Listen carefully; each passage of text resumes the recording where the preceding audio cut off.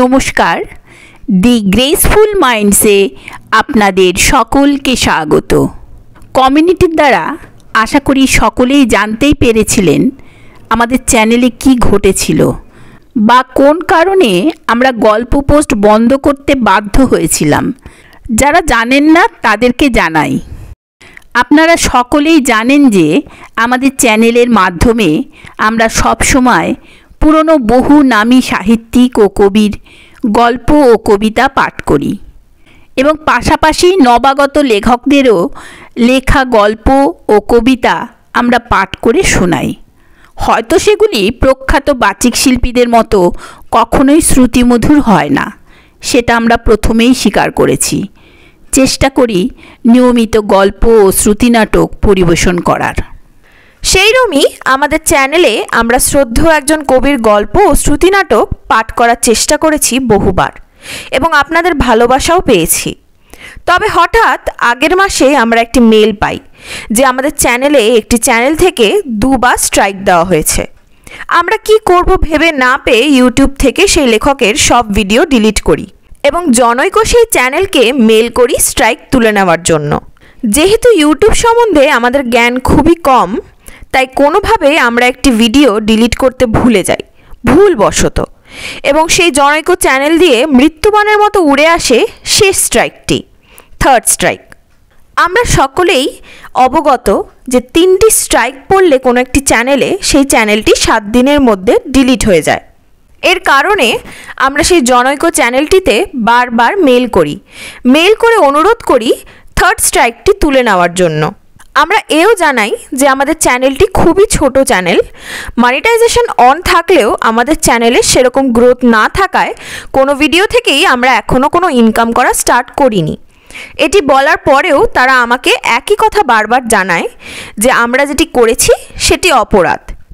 তারা একটাই কথা বারবার বলতে থাকে যে আমরা লেখকের অনুমতি না নিয়ে গল্প নাটক পরিবেশন করেছি, যেটি একটি অপরাধ। সত্যি বলতে ইউটিউবে এরকম কোনো নিয়ম আছে আমাদের আগাম কোনো সতর্কতা ছিল না। থাকলে নিশ্চয়ই আমরা জানতাম এবং সতর্ক হতাম। আমরা যেহেতু আমাদের চ্যানেলে গল্প ও কবিতা ও শ্রুতিনাটক পরিবেশন করি, সেগুলো বিশিষ্ট গুণী শ্রদ্ধেয় কোনো না কোনো লেখকের লেখা, এবং আমরা এর আগেও আমাদের নিজেদের চ্যানেল তৈরি করার আগে আমরা ইউটিউবে রীতিমতো অন্যান্য গল্প বলা চ্যানেল থেকে ইন্সপিরেশন নিয়েই আমাদের চ্যানেলটি শুরু করেছিলাম, এবং অন্যান্য সব গল্প বলা চ্যানেলদের মতোই আমাদেরও মূল উদ্দেশ্য ছিল এই আমাদের চ্যানেলের মাধ্যমে বাংলা গল্প, বাংলা শ্রুতিনাটক এবং বাংলা কবিতাকে সবার ঘরে পৌঁছে দেওয়ার। আজকাল মানুষের কাছে সময়ের বড়ই অভাব। কেউই নিয়মিত বই হাতে তুলে নিতে পারেন না। নিয়মিত বই পড়ার নেশাও আস্তে আস্তে প্রায় শেষের পথে। তাই আমরা যারা ইউটিউবে গল্প বলি, তাদের মূল উদ্দেশ্য থাকে মানুষের ছোটবেলার সেই গল্প পড়ার স্মৃতি ফিরিয়ে দেওয়া। অনেকবার অনুরোধ করার পর এবং প্রায় হাতে পায়ে ধরেই এক প্রকার বলার পর আমাদের চ্যানেল থেকে থার্ড স্ট্রাইকটি তোলা হয় এবং বলা হয় সেই লেখকের সব গল্প ও নাটক যেন আমরা ডিলিট করি। ইউটিউব দুনিয়াতে কি না হচ্ছে আমরা তা নিয়ে বিস্তারিত আর আপনাদের বললাম না, আপনারা কম বেশি সবাই তা জানেন। কিন্তু সেই সব চ্যানেলগুলিতে আমরা কোনোদিন কোনো নিষেধাজ্ঞা দেখি না। এইসব চ্যানেল সাবলীলভাবে তাদের কার্যকলাপ পোস্ট করছে এবং তার দ্বারা ইনকাম করছে। সেখানে দাঁড়িয়ে আমরা যখন চেষ্টা করছি বাংলা সংস্কৃতিকে ধরে রাখার, আমাদের মাথায় নেমে আসছে স্ট্রাইক নামক খাড়া। আমরা এ যাবৎ এমন কোনো নিয়ম দেখিনি যেখানে বলা হয়েছে ইউটিউবে গল্প নাটক পরিবেশন করতে হলে নিতে হবে লেখকের অনুমতি। তবে আমরা সেই স্ট্রাইক দেওয়া চ্যানেলটিকে দোষ দিচ্ছি না বা কোনো কমপ্লেন করছি না। শুধু 2 বছরের একটি চ্যানেল যাকে আমরা নিজের হাতে কষ্ট করে আস্তে আস্তে গড়ে তুলেছি, সেই চ্যানেলটিকে প্রায় শেষ হয়ে যেতে দেখে আমরা প্রায় ভীত, কারণ চ্যানেলটির মাথায় এখনও ঝুলছে 2টি স্ট্রাইক। 90টি দিন আমাদের খুবই ভেবেচিন্তে পোস্ট করতে হবে, না হলে চ্যানেলটিকে আমরা হারাবো চিরদিনের জন্য। আমরা কাল থেকে আবার গল্প বলা শুরু করছি। মনে অনেক ভয় নিয়ে।